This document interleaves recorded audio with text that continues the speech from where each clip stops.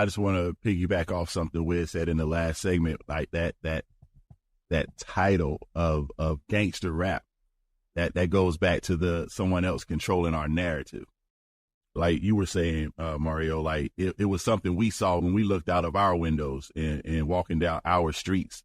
It was, again, not condoning the drug selling and things of that nature, but it was more of like we saw someone come up out of what we were dealing with, whether it was in a negative light at the time of being a youngster. All you saw was someone coming out and living a better life and not really, quote unquote, understanding how they did it. But it was just, wow, they came up out of what I came up out of. So again, when you have good parents and this and that, and that's not always the thing that'll keep someone out of the negative stuff, but you have a balance with it all. You have a decision to make when you get older. Okay, that's what he did. Okay, I'm not trying to do that because boom, boom, boom.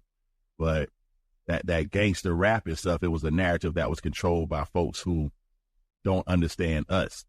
And when the Ice-T's and the NWAs and these guys were out rapping about what was going on in their neighborhood, well, it was someone else causing everything to happen in their neighborhood, and they were just rapping about it. Now, granted, it wasn't nobody that came in and dropped the prostitutes off and somebody said, hey, control these hoes. You know what I'm saying?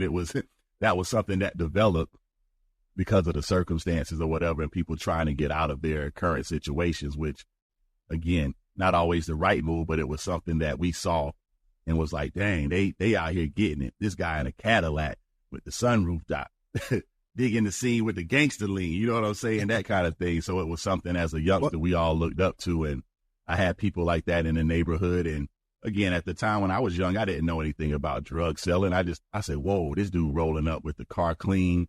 He got jewelry on.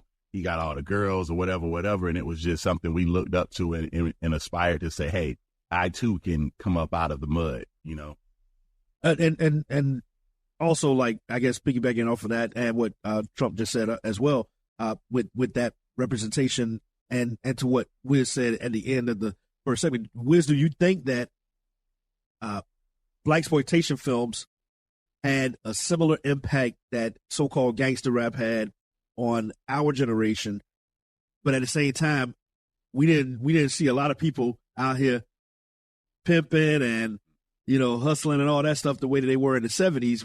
Why is there like this idea that gangster rap has such an influence, a cultural influence on us, when we were seeing the same type of stuff in the 70s and nobody said that stuff had a negative impact on PushPlayPods.com. Because it did.